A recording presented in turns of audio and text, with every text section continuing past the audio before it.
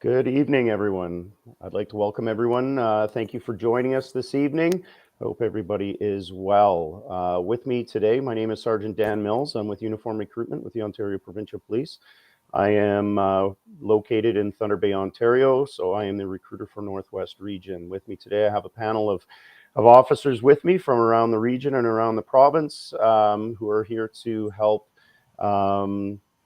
share their stories and give some perspective on the OPP. This is our Indigenous Voices information session. And I am going to start out the presentation today before I introduce my panel, kind of one at a time as we go through the presentation this evening. I'm going to start out with a presentation on the OPP and our uniform recruitment. It's kind of a general kind of presentation that we do. That just kind of highlights the OPP a little bit and what our process is for application, what our minimum requirements are and whatnot. So I'm just going to share my screen here quickly with you and hopefully this will work. Not yet.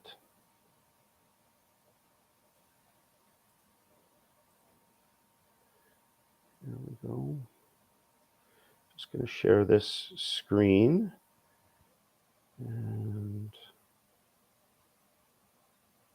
there we go. Can you see my screen, Lisa?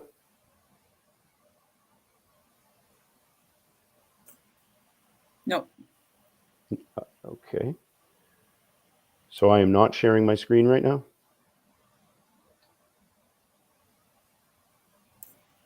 No.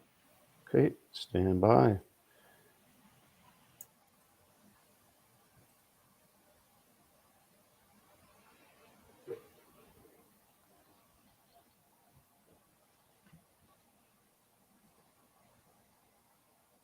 Let me get this sorted out.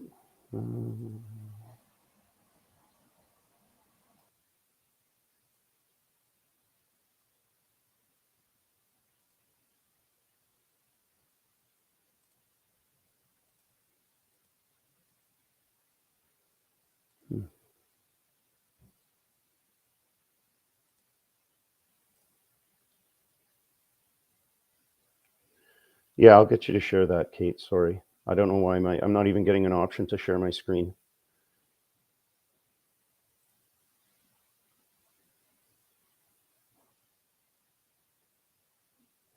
So our friend Kate, who's working in the background, is going to hopefully share the presentation with us. I'll just introduce myself quickly while we're waiting for the presentation. My name is Sergeant Dan Mills. Like I said earlier, I'm located in Thunder Bay, so I'm the Northwest Region recruiter for the OPP. I started my career in 2000, so I'm a little bit deeper in my career. And I started actually with the Atikokan Police. So I policed in Atikokan for about 6 years before we were amalgamated into the OPP. At which point I kind of joined the OPP family and took advantage of a lot of the wonderful things that the OPP had to offer. I continued to work in Atikokan until 2009, at which point I ended up coming to Thunder Bay as an instructor in our in-service training unit. I spent about 12 years in the IST unit, and then in between the time that I was in Atikokan and in-service training, I was also a member of our emergency response team. In 2001, I transitioned into a position here in uniform recruitment, and I've been a recruiter since then. Got a bit of a history and a background in volleyball. Before I was, I've traveled all over the place competing in that, and before I was a police officer, I was a paramedic, so I had some transferable skills there. So I've got a little bit of a background. I do have 4 daughters, so that keeps me busy as well. So that's a little bit about me. So here we go with the information session. So first slide, please, Kate. So who are we? So the OPP is an organization that's it's the largest policing service in Ontario, second largest policing organization in Canada, next to the RCMP. We have about 5,500 members. And these are, what we call uniform members. So these are our frontline officers. These are officers in specialty units. They're not civilians. They are our frontline uniform members, and they have a variety of different roles within the organization. We also have about 2,500 civilian staff members, and those roles can range and vary as well, from our detachment administrative staff to our communication center staff, our call takers and dispatchers, valuable part of the organization, to our special constables, our cadets. Our special constables can be responsible for offender transport. They can be responsible for court services. They can be responsible for different security details as well. So we have special constables who are responsible for security at our general headquarters in Orillia, as well as Queen's Park in downtown Toronto. Excuse me, I'm just kind of getting over an illness here, so I apologize if I cough. We also have what we call an auxiliary program. So that's a program that is centered around volunteer members of our community. So people who are interested in helping the OPP and providing services to the OPP on a volunteer basis. They can apply for a position with our auxiliary, at which time they go through a process, a hiring process into the auxiliary, after which, if they're successful, then they can help out. They can do ride-alongs. They can help out with like community service and different community events, staffing booths at different events as well. So there's a lot of different opportunities within our auxiliary program. They get some really great training alongside our frontline members, and from our frontline members, they're exposed to different like use of force training and radio training and different things like that. So it's a really good experience to develop and hopefully kind of grow as a person and develop in areas of assessment that we have, that we look at to see, if you're what we are looking for. Next slide, please. This is our commissioner, Thomas Carrique. So he is the big boss. He's the head honcho of the OPP. He came over to us in 2019. He was one of the command members at York Regional Police, and was successful in his application to be the commissioner of the OPP. Came over, and he's made a lot of really positive change in the organization. One of the things that he really focuses on with our members in the OPP is member health and wellness. So that's one of the things that he's really passionate about and has really kind of kept moving forward within our organization. Next slide, please. So I talked a little bit about some of these opportunities already. Civilian employment, like I said, there's a whole pile of different things you can do. So usually what I tell people is like, you know what, if the idea of being a police officer maybe isn't your thing, there is a lot of different opportunities within the OPP aside from that. So we have our dispatchers, we have call takers, we have civilian administrative people at our detachments. We have our special constables are actually considered civilian employees, and that's another position that you can apply for. We have our cadet program that is up and running again, just launching. I think we have a class that's going in on Monday to start their training. And we'll have like another intake in the spring as well. That's the plan. And we do also have volunteer opportunities. And I spoke about the OPP auxiliary already and kind of the benefits of that. And when I talk about our areas of assessment in a little bit, we'll circle back to some of these roles as well. Next slide, please. These are just some fun facts. I don't spend a lot of time on this slide, but there are some, really interesting facts on, some of the total kilometers of highways that we patrol and the number of communities that we're actually, excuse me, involved in, and the amount of drug enforcement that we're doing. And usually the one that I highlight that I think is the coolest is the 4,700 plus fleet vehicles that the OPP has. And when you think about it, I think about my one vehicle that I own and operate, and the insurance and the gas that I have to put into that thing and all the responsibilities of the upkeep of that vehicle, like I can't imagine doing that for nearly 5,000 vehicles. So these vehicles include our cruisers that you'll see patrolling the highways. We have SUVs as well that patrol the highways. We have Ford F-150s as well in our northern areas for sure. I think there's other ones around the province as well. But we do have like OPP Ford F-150s. But this also counts to our motorized snow vehicles. So all our snowmobile fleet, all of our ATV fleet, all of our marine vessels, as well as our forensic ident vehicles. They're big, like kind of sprinter van type vehicles that carry all their equipment. And we also have like massive mobile support unit or command posts, mobile command posts that count toward that fleet. So the OPP has a variety of different vehicles. And then again, we have a section that is responsible for managing all of that. So just one little piece of those fun facts about the vehicles. Next slide, please. So this is what our province looks like, and it's kind of funny. I'm a northern boy, and I've been in the north my whole life, and it's what I know. So I look at this map and I think, okay, Northwest region is geographically is one of the two largest regions in the province, and then we also have West Region, Highway Safety Division, Central Region, and East Region that make up that tiny little piece at the very bottom. And it's funny because about 85% of Ontario's population is located in that little chunk, right? So Northwest and Northeast region geographically are the largest regions in the province, but from a population base, we have the least amount of people populating, that region.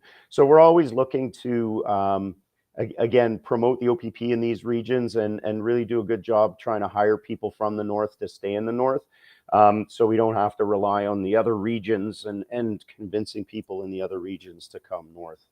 But that is something that we do have to rely on. Excuse me. Next slide, please.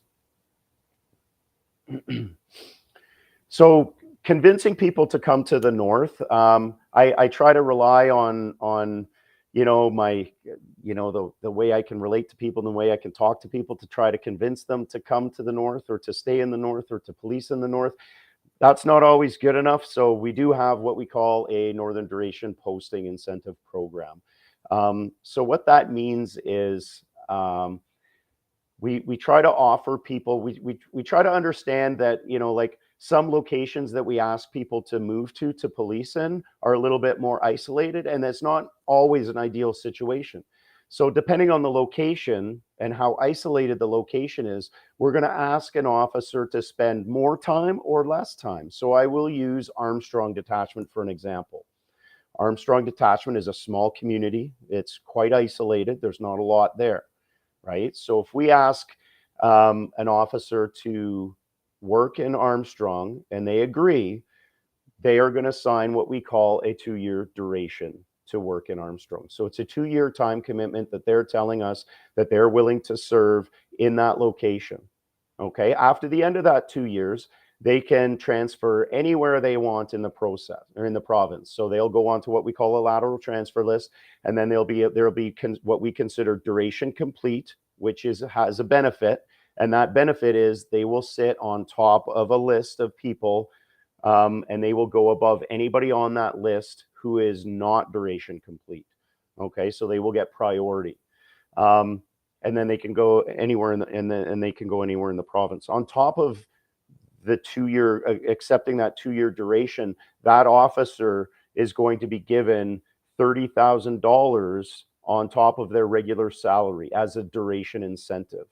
Okay, and you can see how the money changes a little bit. So the longer the duration, the less amount of money they're getting because, and I'll use Kenora for example. Kenora is what we consider a 6-year duration. Why is it a 6-year duration? Why do we expect people to spend more time in Kenora?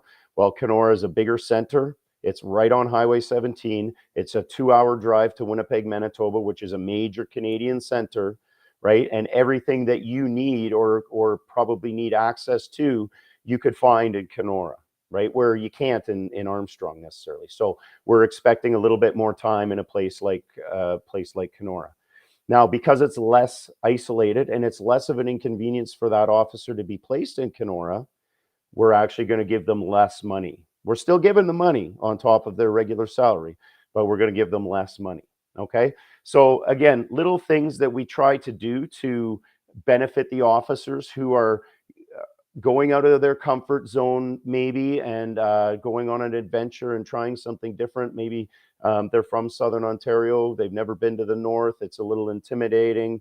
So we try to, sweeten the deal for them, give them a good experience up here, and that means, less duration time in isolated communities and a little bit more money in those isolated communities. Quick comment here in the chat that I'll answer right now, and then I'll talk about the chat in a second. So somebody's asking if they are given a year. Yeah, they're given, so that $30,000 is broken into two pieces, and you'll be getting 15 grand a year. Okay. As far as the chat goes, I love the questions. I'm all about answering questions. If you could just hold off on the questions until we're done the presentations, and then we'll have like an open forum at the end where we can just fire away with any questions that you might have. Go ahead and next slide, if you don't mind, please. So you can see that the OPP has a pretty competitive salary.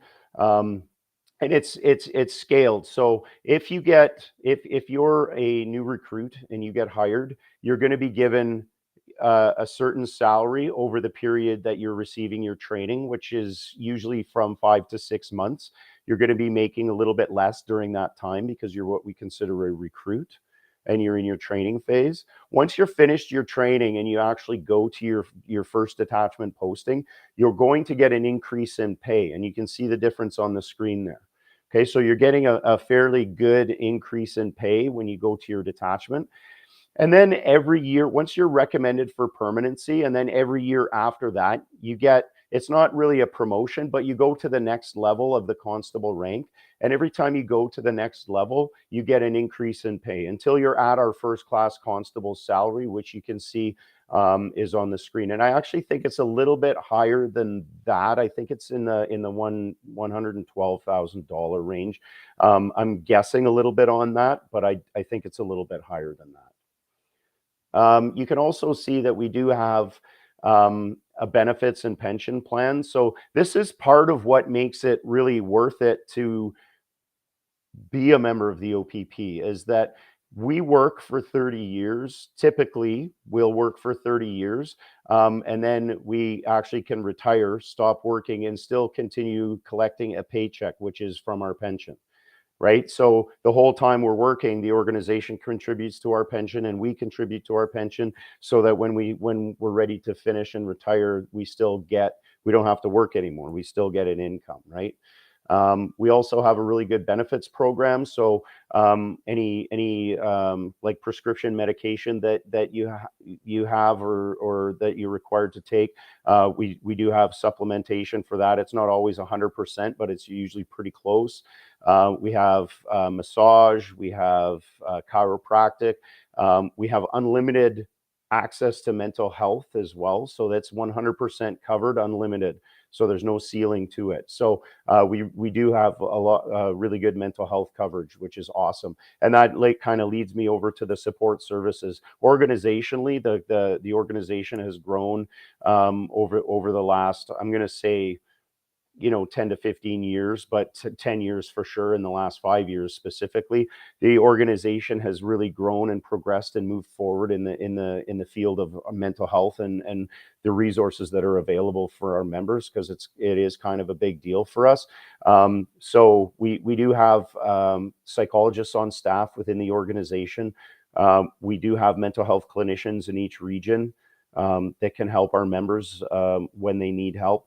And we do have care navigators for each region that can help members find different resources that are available for us. So those are really positive things. And those actually sometimes can be more valuable to us than the actual salary that we make in a lot of cases, because some of those things can end up costing a lot of money and time, right? So next slide, please. Excuse me. these are some different program areas that the OPP has. This isn't like an all-encompassing, this isn't every program area that's available. And I'm always finding out about new areas of the OPP that I never knew about before. Like I recorded a podcast with a fellow named Duncan Way, who is the OPP's forensic artist. And who knew the OPP even had a forensic artist? But it's a specialty role that he fills. And it's one of those interesting things. So this list, like, there's a lot of interesting things. I've been a part of some of these areas, like training, emergency response team.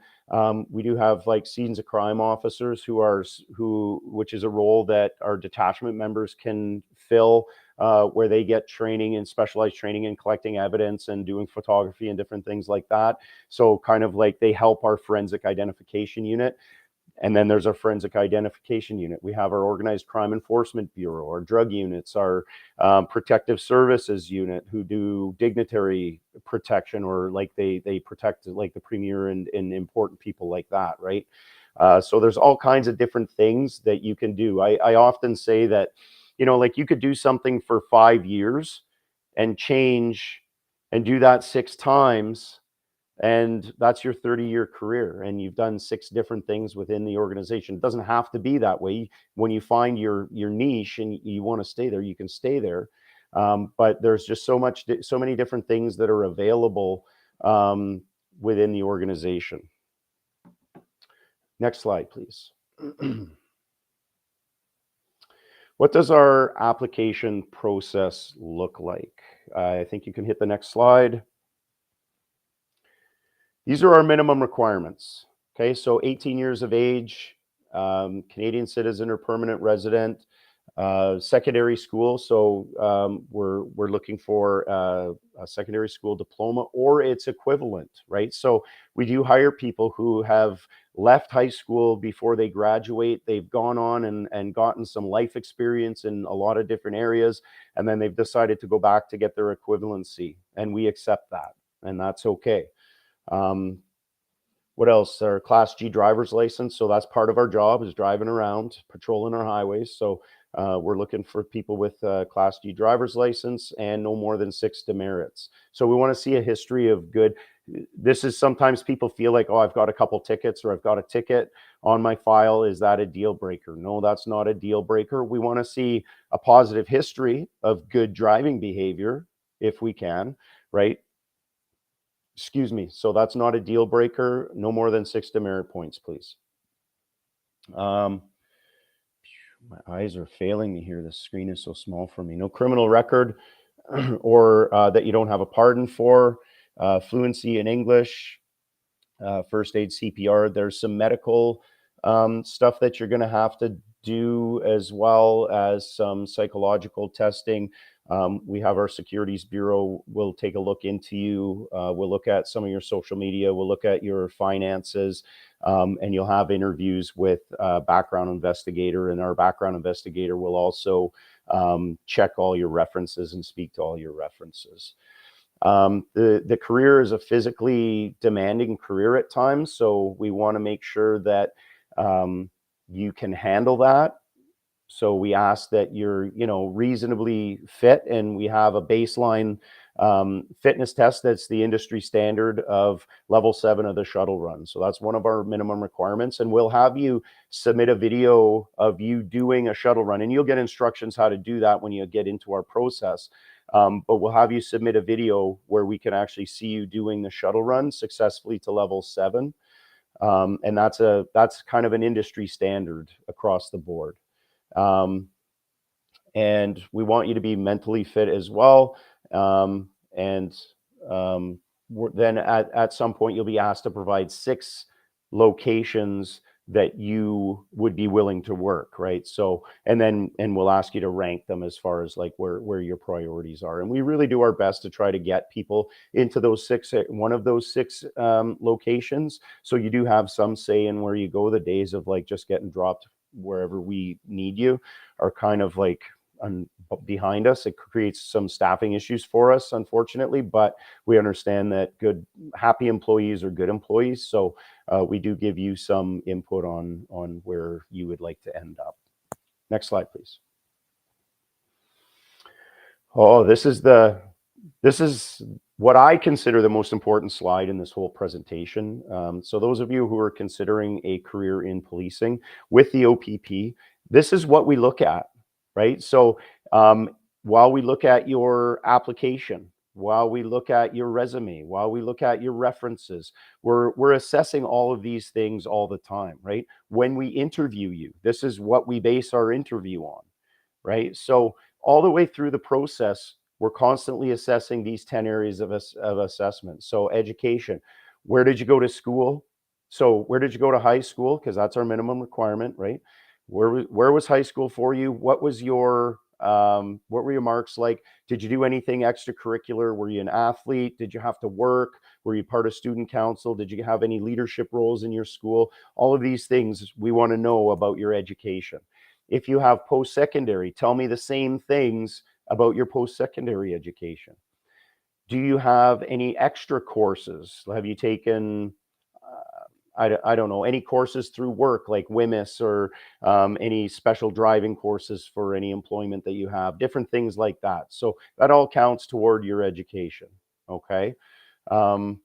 Lifestyle and life experience. This is a pretty broad, generic area of assessment. It kind of catches a lot of different things. So it catches like your social media use. It catches your finances. It catches your cannabis use, your alcohol use, what you do for fun, what you do kind of in life, any cool, interesting life experience, any special skills that you have. Different things like that. It all kind of comes into this pot. Community service. Often get questions about community service. How much are we looking for? My kind of basic comment on community service is most people I talk to, when I ask them why they want to be a police officer, they say, because I want to make a positive impact in my community. So my response to that then is, okay, well, what are you doing right now? Are you just a coiled spring waiting to get hired as a police officer to have this magical effect on your community? Or like, what are you doing right now if that's so important to you? Okay, that's usually what I say to people. And you can have an impact in your community in a lot of different ways. It doesn't have to be through an organized organization like the Boys and Girls Club or Big Brothers and Big Sisters, the Law Enforcement Torch Run. It doesn't have to be one of those different things. It could be as easy as, a generic shoveling driveways for elderly people in my community.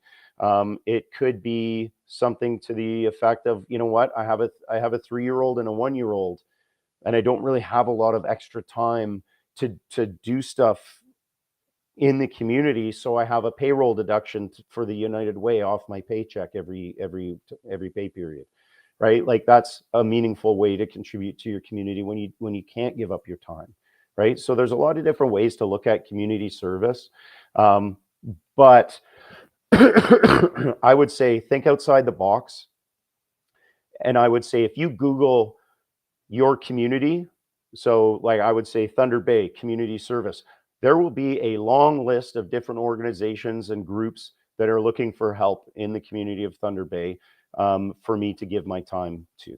So that's what I would say to people who are like, oh, I just don't know, right? That's your first step, okay?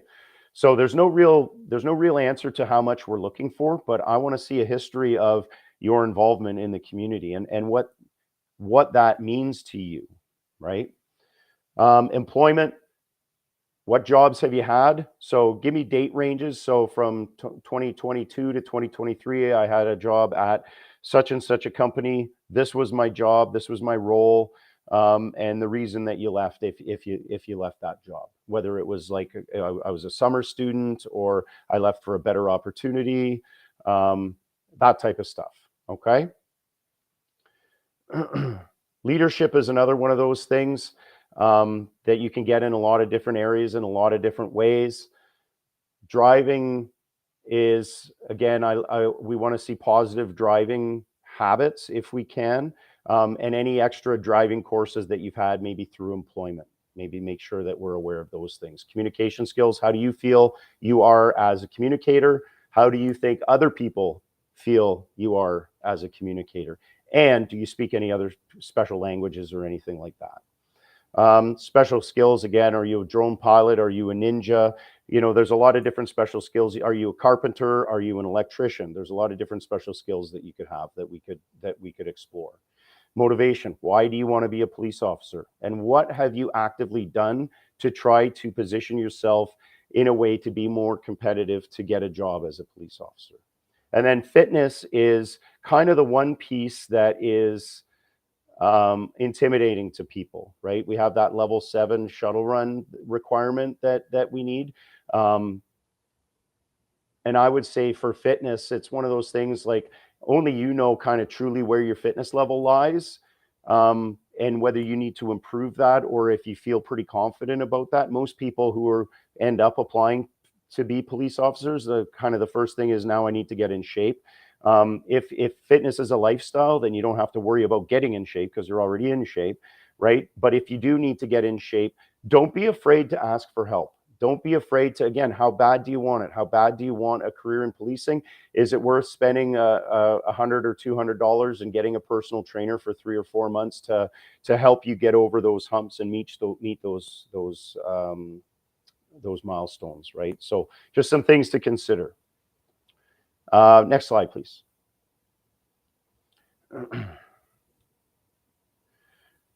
Talked about the fitness stuff already. I don't want to beat that to death and really intimidate people too much. But like I said, the level 7 is a requirement.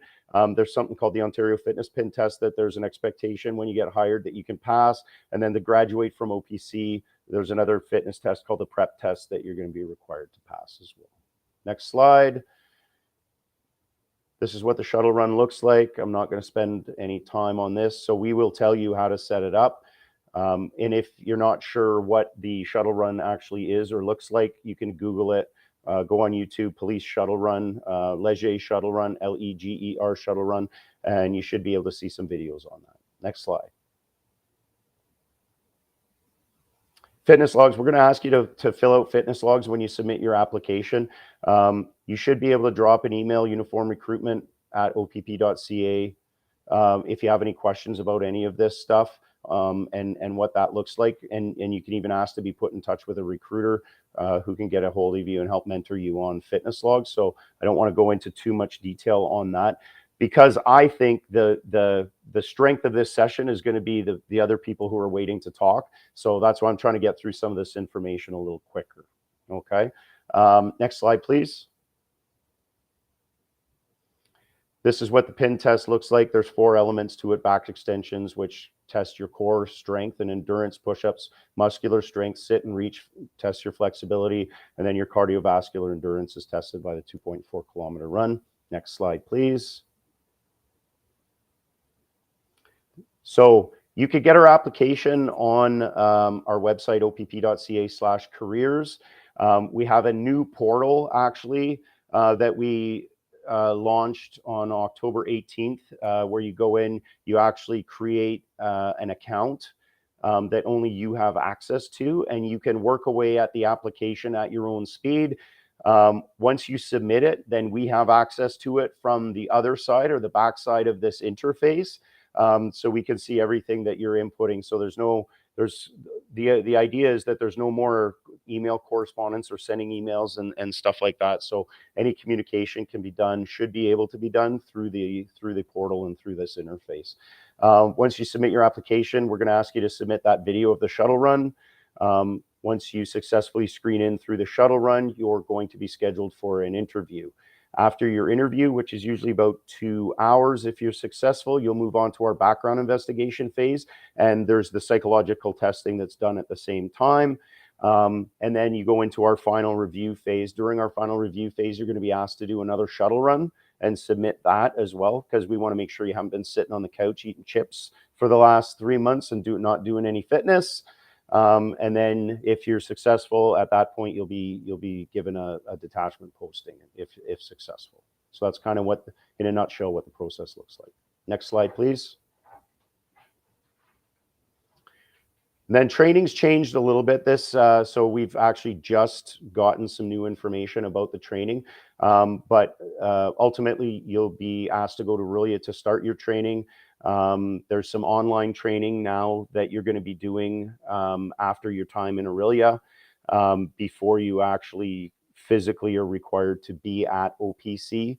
And then the OPC time is a little bit shorter because we do have the online training. And then you'll go back to Orillia for another 8 weeks of training. Next slide, please. And that is it for me. So here's a few links for our, I think our Instagram needs to be updated on that slide. But usually if you can go to opp.ca/careers, all access to everything that we have, recruitment is all at that site, and you'll have access to it. So sorry that took a little bit longer. Again, that is in a nutshell, that's kind of our recruitment talk that we typically have with people. I'm going to start now. This is where it starts to get interesting. So yeah, sorry. One of my panel members is just asking on the private chat if the OPC tuition is gone now, and it is. So there is no fee to attend OPC now. It was 15,400 at the beginning of 2023. That's what it was, and then they actually got rid of it. So there's no fee for OPC currently anymore. So without further ado, I'm going to start out by introducing acting staff Alana Morrison. Or are you a confirmed staff who's just in an acting role? No, I've been confirmed in my role. There you go.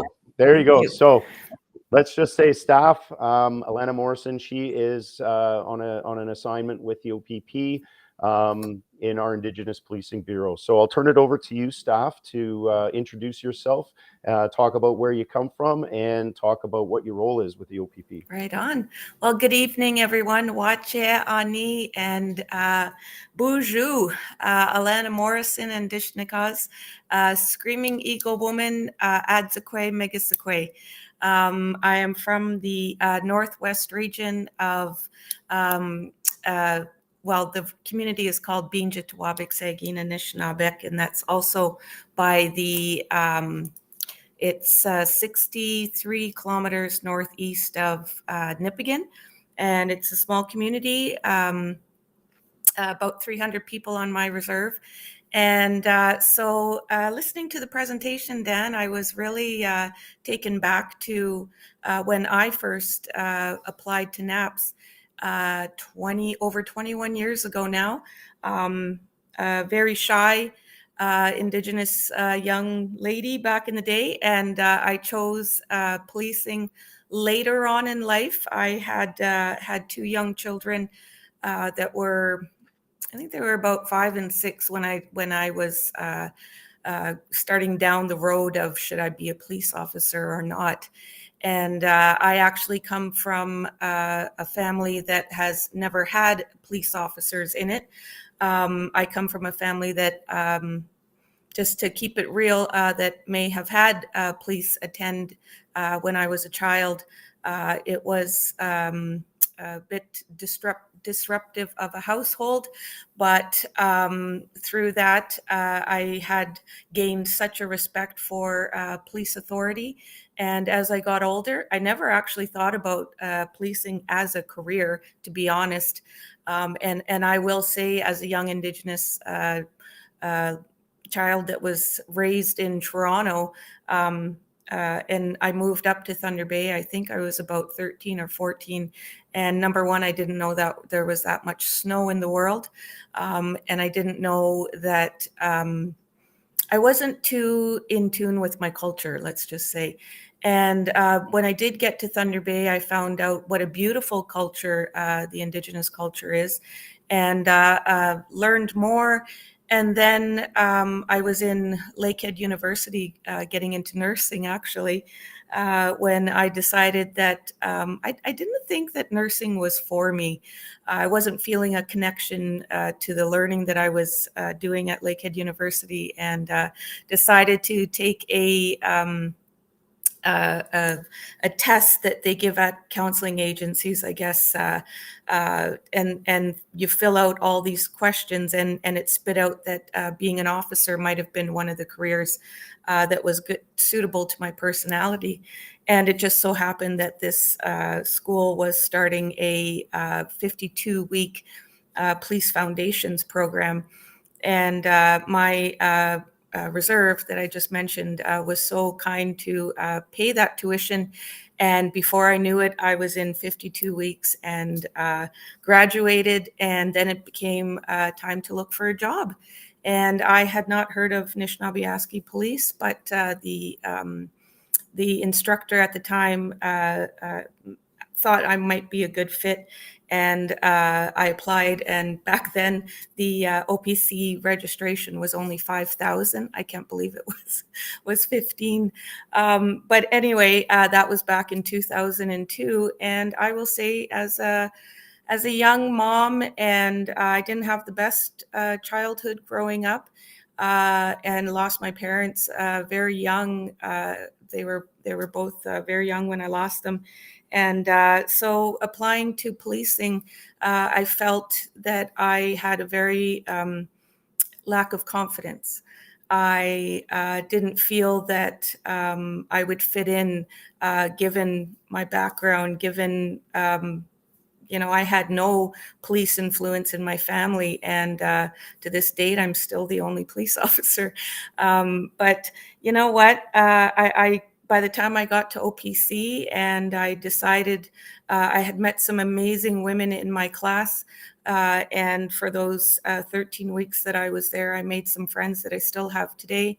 And I tell you, when I was thinking about the presentation that Sergeant Mills gave under the areas of assessment, if I seen that list before, I probably wouldn't have applied, because I felt like I lacked so much in there. But I think that just came from my own self, questioning my own abilities. So fast forward 21 years later, this shy young, I don't want to say young, but this shy young lady is still here.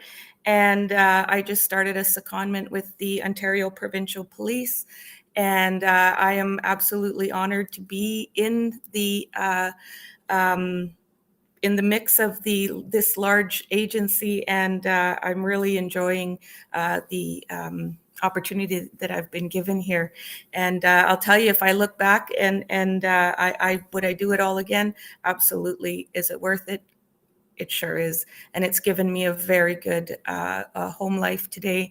I have, my children are now in their 30s, and it's been a phenomenal career. So I'm going to leave it at that, if that's okay.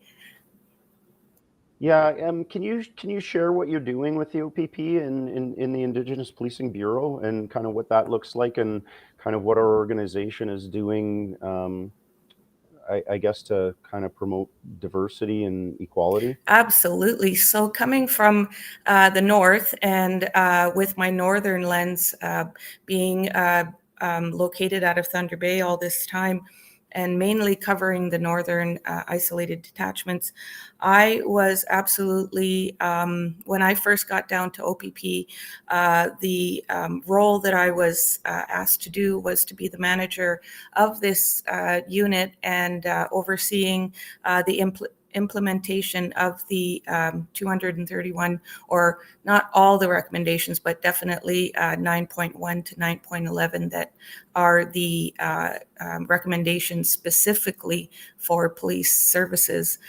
So my role is to oversee the implementation, and through that we also have the Indigenous Awareness Unit, the provincial liaison team, and so basically what we're doing is events like this to spread awareness, for one, and then we have so many different I'm so overwhelmed and so amazed by all the work that the OPP have done up to my attendance and oversight right now. The Tree of Hope is one of the bigger events that we plan. The Truth and Reconciliation Day, we're a part of planning that. We're out there in different southern detachments providing information on the recommendations and basically what they are and how we're implementing them by the OPP actually has advisory circles in all those regions that you showed earlier in the slide presentation. And they're all being advised by community members that are also involved and very passionate about making sure that these recommendations are being implemented across the police services. So I'm just in my dream job right now, Dan. So doing all right. Awesome. Thank you, staff. I'll throw it over to Sergeant Marty Singleton now. Marty's a member in Northwest Region, works at a Dryden detachment. I'll let you introduce yourself, Marty, and talk about kind of your background and what you're doing with PLT. Good evening. Thank you, Dan. First off, I appreciate the invite tonight. It's good to see a lot of familiar faces. A big miigwech to everybody here. Great to see everybody. I'm very fortunate. For me, I'm the regional PLT coordinator for Northwest Region. There are 5 coordinators across the province, basically dealing with all the different potentially different issues across the region, across the province. Really, within the PLT world, we deal with a broad spectrum of work. When I say that, we're a specialty unit in which we help deal with potential protests, deal with rallies, some labor disputes, a lot of support for our policing partners, whether it's municipal or First Nations policing, and a sense of sometimes some things that occur on some of the territories. We're providing that support, the specialty units helping the communities when there's sadly some things have occurred. But in the same breath, I'm very fortunate because I've been able to do a lot of positive things because there's not always a crisis. I try to get involved in communities and in basically being engaged with our policing partners, whether it's SNAPS or APS or Treaty 3, and doing things in the community to help promote the policing partnerships with our policing partners. I'm very fortunate that when I looking at the screen here, I see a few people like Jeff Belmore and Christina Bombay and Alana. We've worked hand in hand in some things across the region, and I like to think that we try to do a lot of good things to help communities. Sometimes in some sad situations, but ultimately trying to do our best to help them in some major events. Again, I've been policing for nearly 25 years. I've started with First Nations policing with Nishnawbe, jumped over to the OPP, and I've had the opportunity to do a number of different fantastic things with the organization, whether it's just getting specialty training in traffic collision to driving the OPP Harley Davidson, which I miss. We've had a number of different things where I've been able to use the snow machines to being able to go on get trained on the Marine course. So lots of a variety of things to do and see and being involved with. This occupation, this job of what I've done has gone by so fast. I still can remember when I first got boots to the ground and kind of remember how overwhelmed everything seemed to be. But the people that you work with and the people that you get involved with are there to support you, your policing partners and your people you work with. Typically will give you the foundation you need to be successful. Like I said, I won't take much of your time, but I'm very fortunate that I've had some great people I work with. And I want to say thank you for the invite, Dan. And I can't say enough of the rewards of doing this job has been, you can't measure the successes that I've been involved with and helping people. And that's the biggest part of things that I've seen been involved. And again, Christine's back, so I get to say how fantastic she has been working with her in Pekanchko. Yeah, sorry, my computer's about to die here, so I had to like run to the next room, plug it in. So actually, Thank you. I did that earlier on too. So I went to get an extension cord. So Technology, eh? thank you. So thank you. Thanks very much, Marty. So PLT is the acronym PLT represents Provincial Liaison Team, and that's the group that Marty works with. They do a lot of wonderful work in the province, and I can speak specifically in our region. And especially, like, I was an ERT member for a long time, and we did a lot of we did a lot of calls in Indigenous communities throughout the region, and Marty and his team were invaluable in communicating with the communities and the leadership in the communities, and being a liaison between the OPP and those communities to make things go so much more smoothly, and to build trust and respect between the two groups. It's incredible the work that they do, and I can't speak enough about Marty and his good work and the good work of that team. Jeff, Jeff Belmore with us as well. Jeff, if you could introduce yourself and kind of give a little bit of your story and what your role is with the organization. Yeah. Good evening, everybody. Jeff Belmore. I was born and raised in Sulikout, which is in the Northwest region. I'm a member of the Lac Seul First Nation. Right out of high school, I went to Tandanega First Nation, where I got my pilot's license through their flight program. That wasn't, I was able to get my pilot's license, but after that, I pursued my career in policing. Started as a OPP cadet, I think with Tanya, and in 2006. From there, I did the transition into an officer, graduating OPC in 2008 and returning back to Dryden. So I was a cadet in Dryden, an officer, constable in Dryden for approximately 14 years. And then I transferred up to North Caribou Lake First Nation, where I did a year and a half. And then from there, I became the coordinator for the OFNPA, the Ontario First Nations Policing Agreement. I have 4 communities that I look after right now in the Northwest. Also do the fleet for the OFNPA. So we have 18 communities. I take care of all their fleet. I know you're mentioning 4,700 vehicles. We don't have that much in the OFNPA, but there's definitely a lot of challenges with dealing with fleet issues from the Northwest, and we're all the way down to Walpole Island. So understanding their needs and for fleet as well. But during my time in Dryden, like I said, I was a frontline officer, but I also got to work as a part-time provincial liaison team member with Marty as well, doing many integrated calls with ERT and other specialties within the region as well.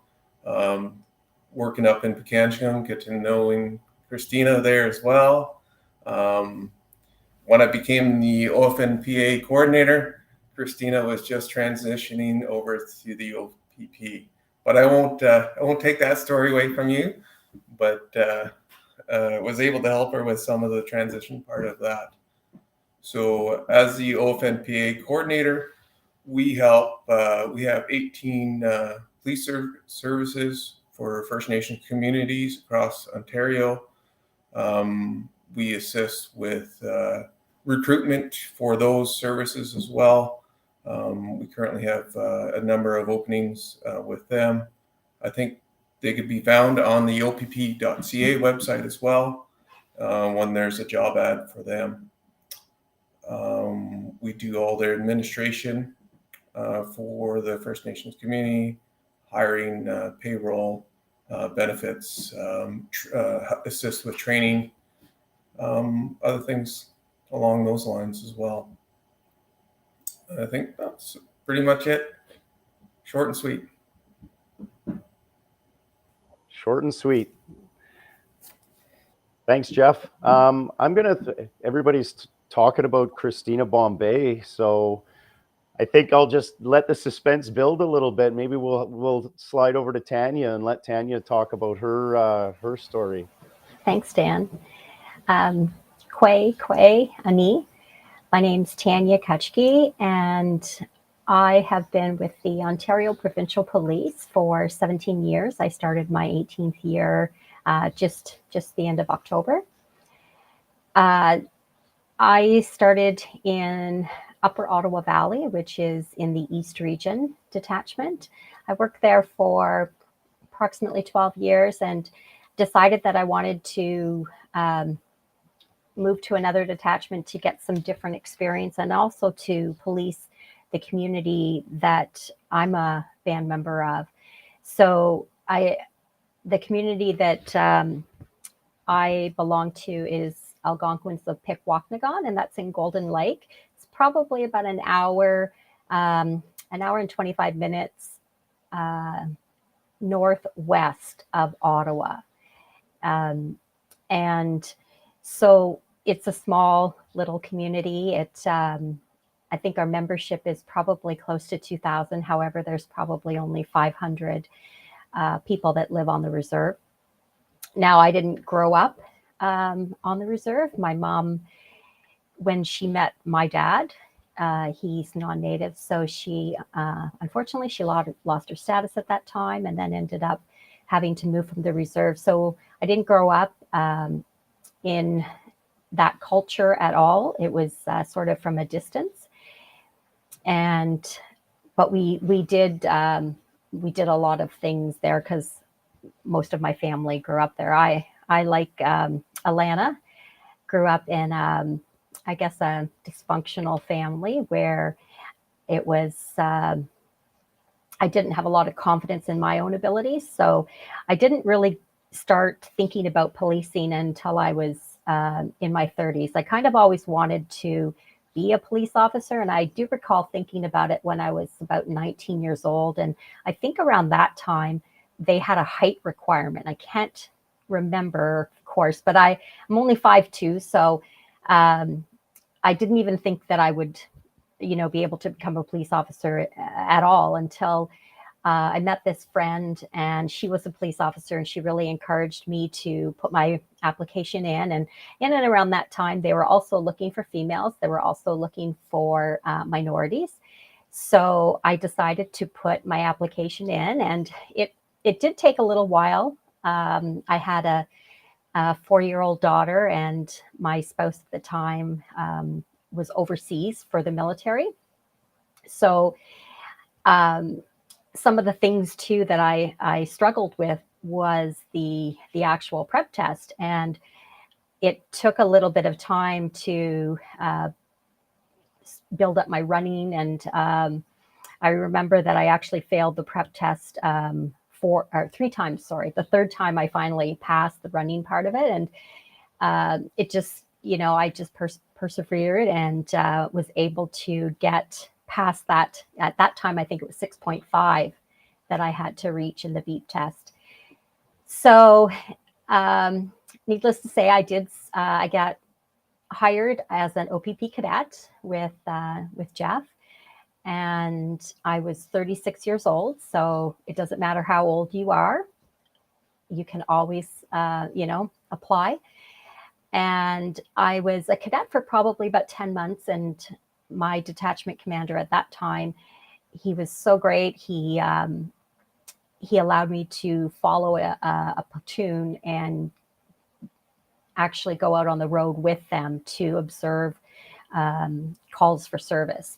Because at the time, when I did apply and they offered me the cadet program, I asked them why I had not gotten into the regular force, and they said that I lacked experience in high stress situations. So which was true. I worked in a bank, but from there, then I applied and started full time in August 2007, and started at the detachment of my choice. At that time, they they were trying to put recruits where they actually wanted to be, and I had a family, so it worked out really well. Would have been hard for me to move. I've been a frontline officer, as I said, for 15 years, and I transferred to Bracebridge 2 years ago, and I ended up meeting another good friend, Inspector Brooke McRoberts, and she really wanted me to apply into a position in the Indigenous Policing Bureau, just a temporary assignment. So I tried that to see if it was something that I thought I would like to do. And once I got into the position that I'm doing now full time, I realized that this is definitely where I want to be. My passion is working for Indigenous women, and I feel like the opportunity to work on the missing and murdered Indigenous women and girls team is rare, because they don't. it only started in 2021 to be in the Indigenous Policing Bureau. A little bit about my job: I look after implementing calls for justice 9.1 to 9.11, which are addressed to the police services. And my role is to, I look and try, I go out and I try to build relationships with different agencies, Indigenous agencies, as well as in Indigenous communities. And we educate them on what the OPP is doing. As well, part of our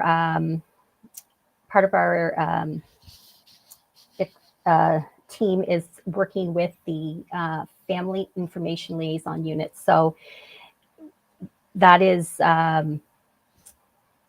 sorry, I need some water. Here we go. So that is actually investigating families' requests to find out about their loved ones if they are missing or have been murdered. So that I have assisted with as well. I also look after awareness for big events like Red Dress Day, Tree of Hope, and all the other ones throughout the year. And I think that's probably it. Miigwech. What a great story, Tanya. Thank you so much for sharing. It's interesting to listen to different perspectives and people's different backgrounds. And I'm actually gonna ask the panel some questions after I've decided that I'm gonna take 5 minutes and ask a few questions after. But it is interesting also seeing like what the organization is doing. I think the organization's accountable. We know that we haven't done things perfectly over the years, and it's so inspiring to see how the organization is making efforts to build trust and to do things better. And it all starts with these folks that are on this presentation today. So I'm very thankful for them and everything that they're doing. Christina Bombay. Bonjour, everybody. Thanks for having me, Sergeant Mills. Hi, everybody. My name's Christina. I am from Rainy River First Nations. That's in Treaty 3 territory. I've lived there my whole life, other than going away to college in Thunder Bay. I did the 2-year Police Foundations course there. I myself wanted to be a police officer my whole life, and I knew that. Like Alana and Tanya, I often had a lot of police in my home. And a huge role model in my life was, I think they were called First Nations constables back then, before they turned to Treaty 3 police. And there was a female that was often in my home. She was constable, and her name was Kathy Cowell. And she was the most compassionate, nicest officer I've ever met in my life. And I knew that I wanted to be like her one day. She wasn't Indigenous, but back then I feel like I didn't ever really see Indigenous police officers. So I knew that like one day I wanted to help First Nations people, and being, a constable, working in the reserves. So I went to school for the 2 years, graduated. I got hired with Rainier First Nations as an education assistant, and I worked there for 5 years. I actually had met Sergeant Marty Singleton as a civilian. I helped do his life jacket campaign. I raised a little bit of money for some life jackets, and he had asked, what can I do, for as a thank you for all your help that you've helped me with this campaign. And I said, well, can I come help hand out life jackets? And he said, absolutely. So, we actually went up to Pekanchkum and handed out life jackets that day. And just so happened that there was a sergeant there that day, and they were asking about my education, my life experience. And I, they were talking about that there was openings in Pekanchkum and North Caribou, I believe. So I didn't think anything of it. And then Sergeant Singleton, gave me the application. I went through the process, and then I got hired as a constable in Pekanchkum. So I started my career back in 2015 as a constable with Pekanchkum First Nations, and I was there for 8.5 years. I had recently just patched over to the OPP back in June. So I've been here back home in Fort Frances for 6 months now. I think one of the big things that drew me to OPP to be a constable would definitely be the opportunities within the organization. Being in Pekanchkum, I did get a lot of experience, a lot of courses, which I'm extremely grateful for. One of them being the provincial liaison course. And I couldn't really utilize that back in Pekanchkum as much as I would have liked to. So it's, patching over, within my first month of being home, I was able to go on to do 2 assignments with the provincial liaison team, which was really exciting for me. So I got to go to the different communities within Treaty 3 and utilize my skills. So that was pretty exciting for me. So I'm here now in Fort Frances. I'm actually working in the crime unit right now, helping with the crime members here. I'm actually not a detective constable. I'm just a constable helping out. And I can't really think of anything else to say at this point. But I'm just trying to think of other things at the top of my head, but I can't really think of anything. That's great. That's another wonderful story. I guess a couple of questions that I think that I would maybe have for all of you as a panel. So this can go to anybody who wants to answer it, and please don't leave me hanging. So I expect somebody to have an answer for me, because that'll be super embarrassing. So Tanya talked, Christina talked a little bit about an officer who was very inspirational to her. Is there any of you who also have stories about inspiration that kind of planted the seed for your career in policing?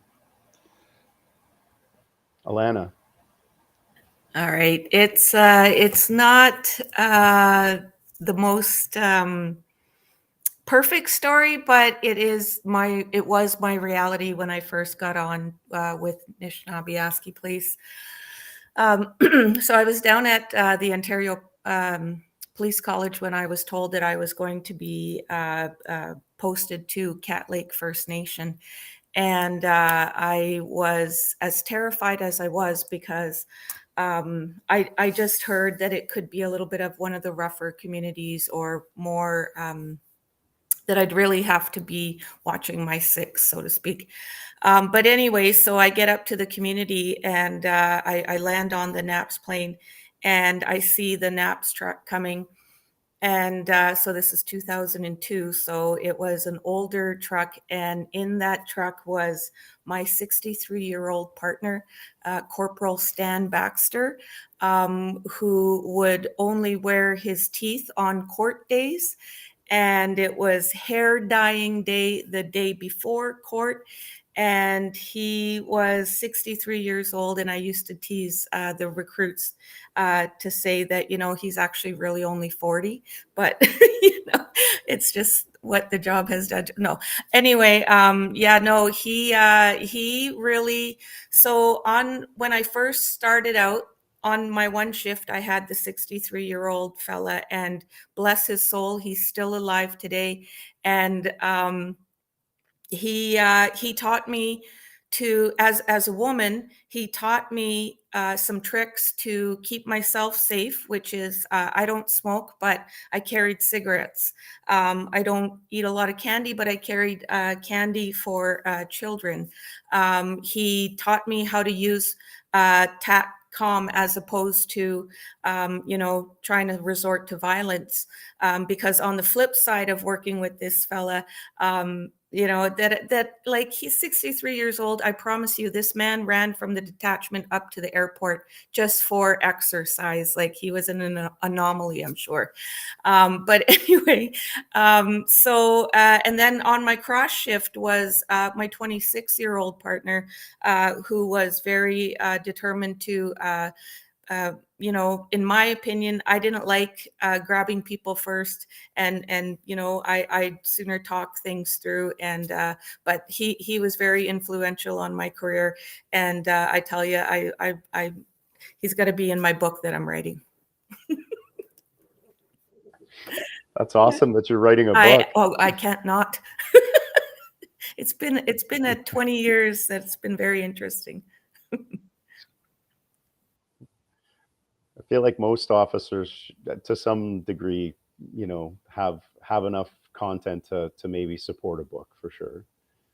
Any other influences that anybody wants to talk about before I hit you with my next question? Sorry, Dan. One of the things, actually, both my brother Keith and I are both police officers, and it's funny because we both have the same experience of being exposed to an OPP officer in Dryden. My dad worked for the railway north of Dryden on the CN railway line, so he was a section foreman, and we had very it was about 25 kilometers north of Dryden. Not a lot of people lived out there, very isolated.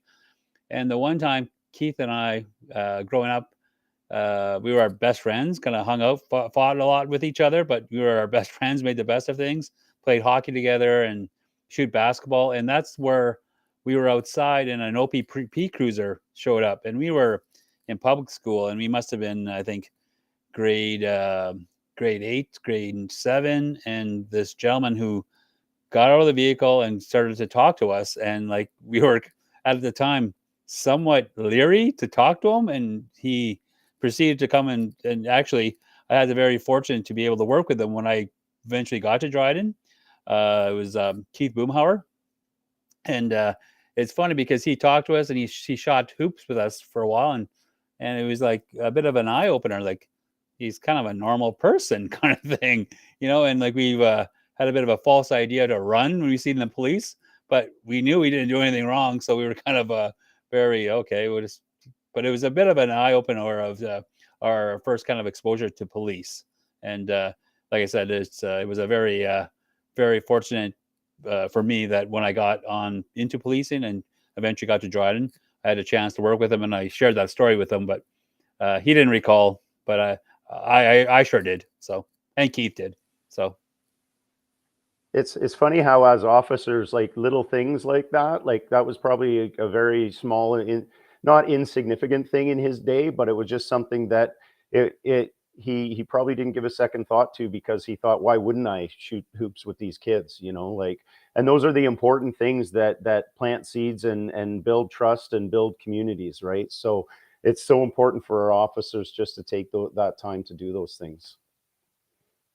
That is a great story. So here's my next question, I guess, and as Indigenous members of the organization, and thinking about your journey and your path into policing, what do you think are the biggest barriers facing Indigenous people who might be thinking about getting into a career in policing with the OPP? That's a deep question, I know. Don't leave me hanging. Okay, well, I'm going to bite. I think you can clearly see with the 3 Indigenous women on this call that we all had the same sort of background, and that lack of confidence that comes from having maybe a tumultuous childhood.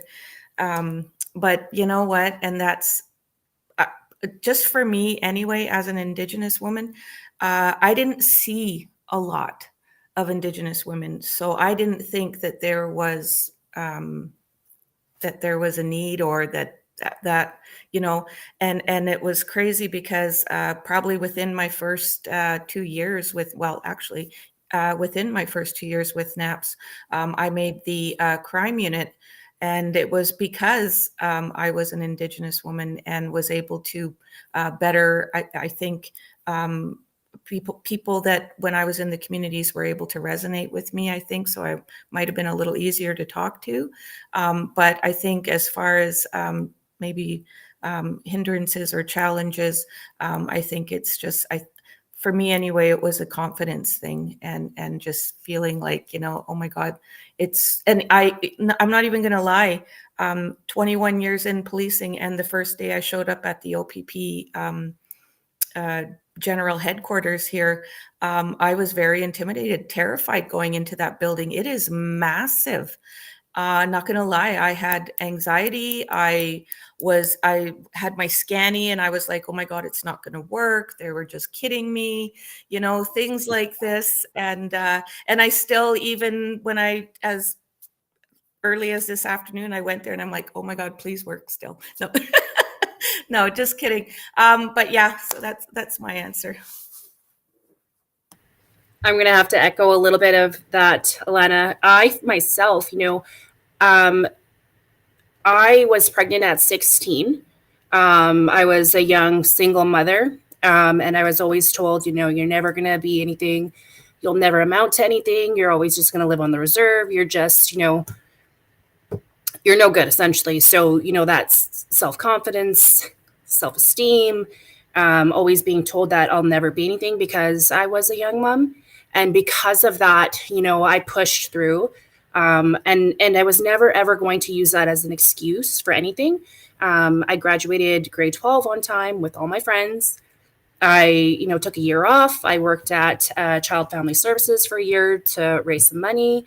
And then, you know what, I packed up my 2-year-old and we went off to Thunder Bay, and I, you know, went to college for the 2 years, graduated, came back, and then I worked with the education for 5 years, and you know, got hired on with Bechanchicum Police, and you know, I just, you know, those were always in my head that I would never be anything because I was a young single teenage mom. So, you know, those were definitely some hoops and struggles and obstacles that I had to face as a young First Nations woman.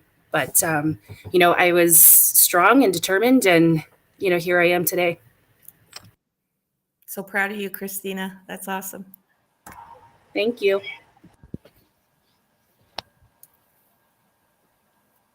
So there's a lot of great sharing, and I appreciate each and every one of you and what you've brought to the organization, and kind of sharing your journeys. And I know most of you. I hadn't met Tanya. Thank you for sharing, Tanya. It was great to hear your story and to learn about you. And there was a comment on the chat. I don't know if you saw it, but Sema said, Tanya, you inspire me now. I'm in my late 20s and 5'1". So you're inspiring people all over the Yes, place. you should go for it. You can do anything. We've got people from all ages, and I guess heights. Height hasn't been a thing in policing for a long time, but it's interesting that story, because there was a time, in the 80s where, like there was height requirements, there was different things like that, right? But those things, that's the past, and we're in a different generation now. And I appreciate each and every one of you sharing your stories. And I think about our organization, and I think about Truth and Reconciliation, and I think about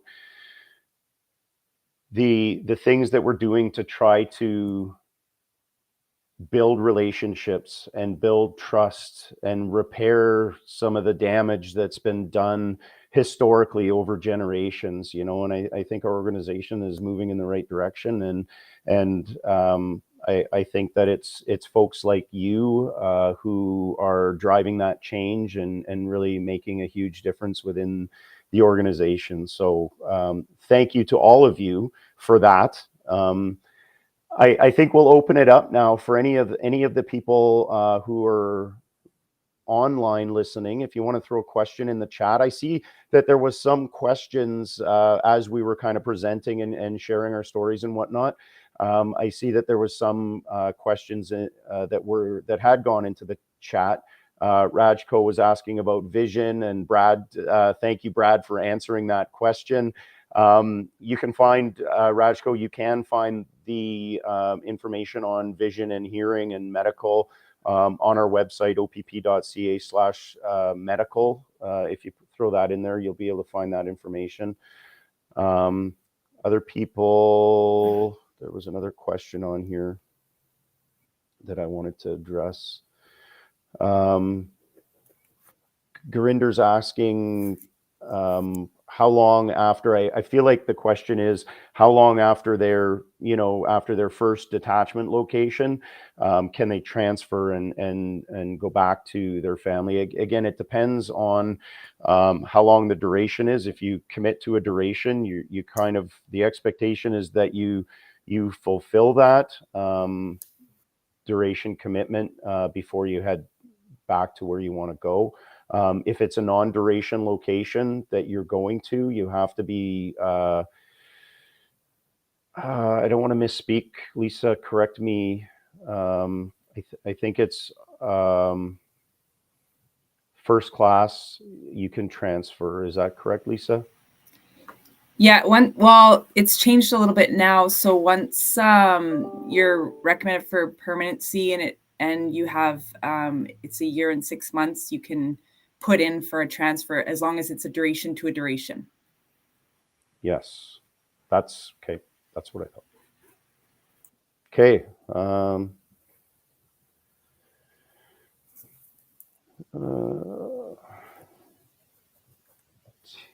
So Ali is asking about environmental differences between the OPP and TPS. I'm assuming that's Toronto Police Service. Also, is it okay to apply to both at the same time, trying to be accepted by one? So municipal policing is a different animal than the OPP, and Toronto is a very different animal than a lot of other municipal agencies. There's just a lot going on, and it's a busy police service.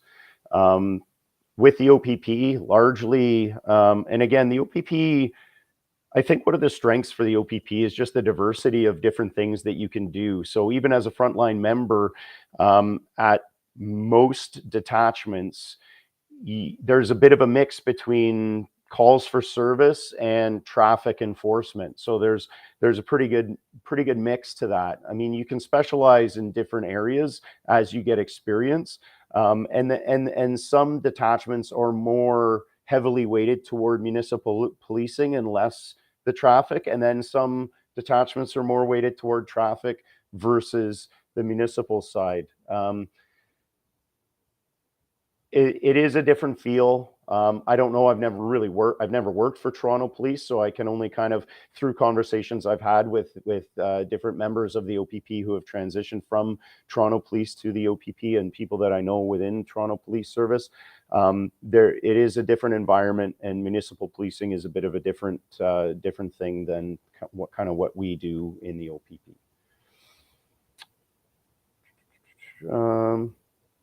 Any specific competencies the OPP are looking for in successful applicants? Competency-based questions are, it is a common question that I get, and it's hard to answer this question without giving away answers that you'll see kind of through our process. So I have to be very mindful of that. But usually competencies, if you look at our website and you look at our mission and our values and our vision, you'll see in the language in those areas, especially in our values, you'll be able to cue into different core competencies that we're looking for. Because if your values align with the organizational values, you're probably in pretty good shape, right? So again, it's just speaking to those values and how they apply to you, right? Excuse me.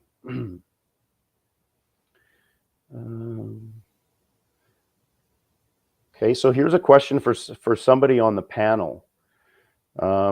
And I don't know who wants to tackle it, but Lizzie Bear 5 is asking, can you explain to me how you found a balance between your personal culture and working culture within the policing world? I'd love to hear Tanya's answer on that.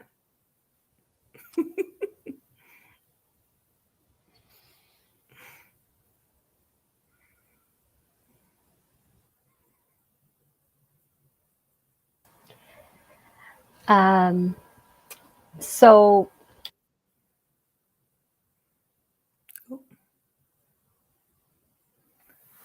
Muted. Yeah, I think you're muted, Tanya. sorry. Okay.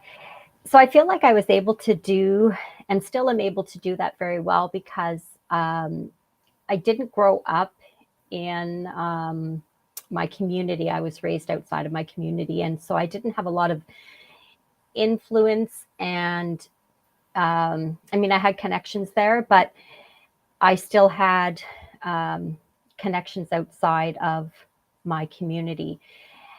I had an opportunity to work in my community for 2 years, and I really enjoyed that, because what I would do is I would make it a go into the community, not for enforcement all the time. I actually went in there and I'd go to the health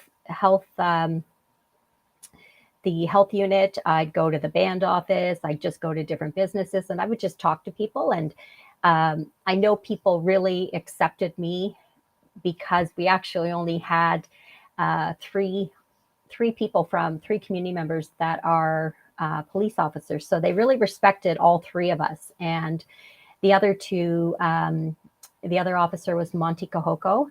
He's with OPP. And then the other officer is Russ Kahoko, and he's with Rama Police Service. And so I really felt like they had that respect for me when I was working there.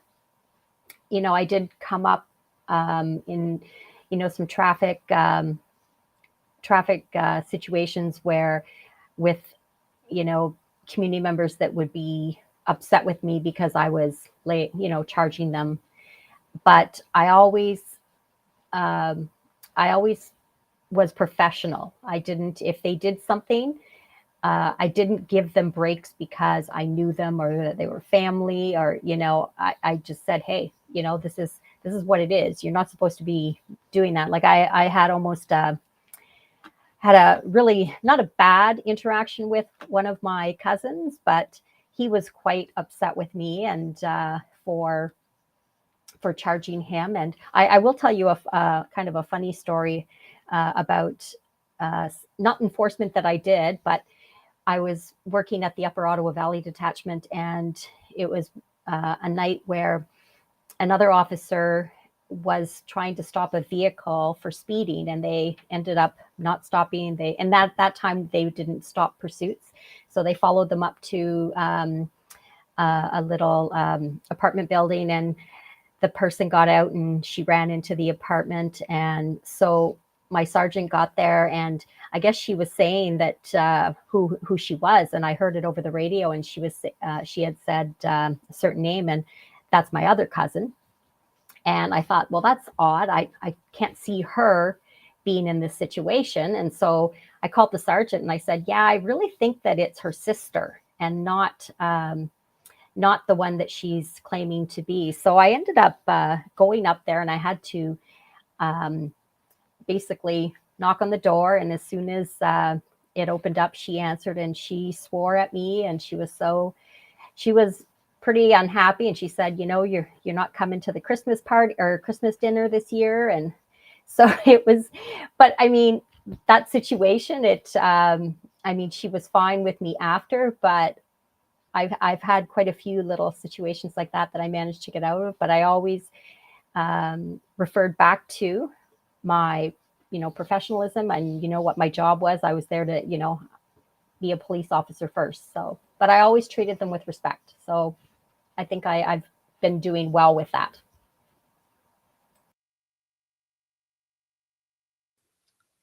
Awesome.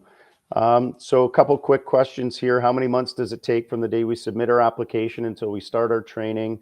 So it can vary. There's no definitive timelines. Usually we try to kind of capture it by saying it usually takes about 3 to 6 months from the time you submit your application to the point where, if you're successful, we would offer you employment. And then there may be, some delay depending on kind of the timing of Ontario Police College and their intakes, as far as like when the training would actually start. Question about interviews. We are still doing interviews virtually. I think there are some background investigators later in the process that may be doing in-home or in-person home visit interviews. But early in our process with our recruiters, your initial interview will be done virtually. We just found that it's more efficient during the through COVID. One of the things that we've learned through that, so we haven't transitioned back to it. Question for the panel from Eric. Have the Indigenous communities you work in adopt a more positive view of police in recent years, and what more can be done?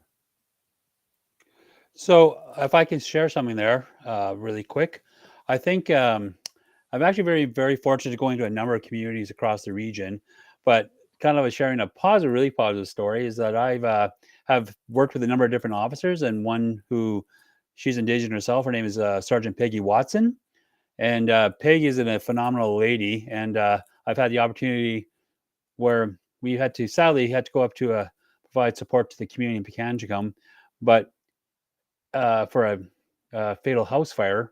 But while we're there and we're providing support to the two families involved, but it's impactful in the providing them support during that sad situation. But on the positive note is that when we were there, people kept on calling her Bombay, which was funny because of just the interaction of the positiveness of obviously what Christine has done up there.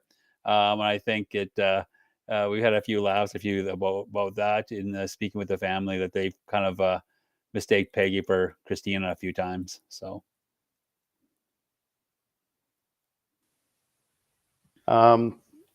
Lizzie Bear is asking the women on the panel if they feel that they've been supported as a woman in the OPP.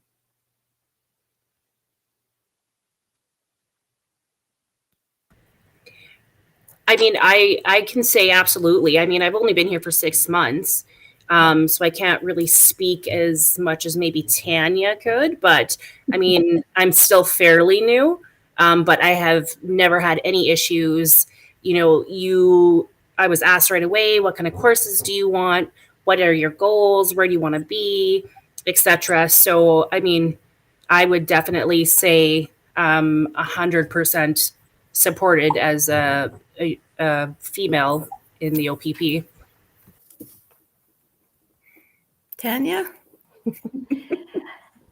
I would agree too that I have, after 17 years, I've had some amazing opportunities that I have taken advantage of, and the position that find myself in now, I really feel fortunate to be able to be working and doing something that I'm so passionate about. So I would say yes. I would say that along, within those 17 years, there were some occasions that maybe weren't as positive, but I overcame them and moved on, and I'm still here. So yes. Good answer. For myself, anyway, being really new, being in the actual unit and coming from the north, I was so overwhelmed by how many Indigenous communities were around here, but I've been offered, so much support since being here. So for me, anyway, my short stint that I'm here, I'm very comfortable. I may not never leave. I hope you don't. How could you? You don't want to come back up north, man? It's so awesome up You're here. not allowed to leave, Alana. I know. No, have not let I see Cody comments. Cody's making a comment that he wants to come up north. They want to move up north. That's fantastic. Him and his fiance. So keep working on your application, and hopefully we get you up north, Cody. The north is the place to be. My husband is from Southern Ontario, and when he applied, he said he looked at the map, and his posting was actually Rainy River. No idea where Rainy River was, but he's like, okay, I guess I go there, do my 4 years, and get the heck out of there, in the middle of the bush, essentially. But he came up here, fell in love with the place. With the hunting, the fishing is awesome. The housing prices are not nearly insane as they are down in the south, that's for sure. And I guess the guys would always make fun of him and would say, you're going to find yourself a northern girl and you're going to be stuck here. And sure enough, he met me, and look at him now. Northern lifer. Look at him now. Same as asking about the physical requirements and being 5'1", and if that's there. So there's no disadvantage to being like there's being 5'1" shouldn't even be in this conversation. The only thing is I find with the fitness testing, and this is like my opinion, I find shorter people struggle with some of the fitness requirements, and females struggle with some of the fitness requirements. It's just the nature of the fitness requirements, right? So that's the only way that being 5'1" is going to affect you. It's just the way the way the fitness falls, and the way it, like you don't have, your legs aren't as long to take longer strides when you're doing the running portions and stuff like that. So that's the disadvantage, right? Well, it is 8:40. So unfortunately, I think we're going to have to call it there. And I want to thank each and every one of our panel members. If we didn't answer your questions, I do apologize. It is the one thing that I really like. It really hits me that we don't get to answer every question. But I do want to thank my panel for their valuable input in this session. I think this is one of those things that, again, it starts conversations and opens people's eyes. And for people who don't know, I think it gives people a lot of things to think about and a lot more education to draw from. So to each and every one of you on the panel, I thank you very much for all of your input. I thank you for sharing your stories. Sometimes it can be difficult. I get that. So thank you so much for all that you do for the organization, all that you do for for Indigenous people in the province and within the OPP, and creating better relationships and building trust and building bonds. It's how we move forward in a healthy way. So thank you so much, Miigwech, for everything that you do. And thank you to everyone for joining us tonight. And stay safe, take care, and we're getting toward the holiday season. So I will say it, happy holidays to everyone. Happy holidays. Happy Bye. holidays. So nice to see everybody. Thank you, everybody. Take care.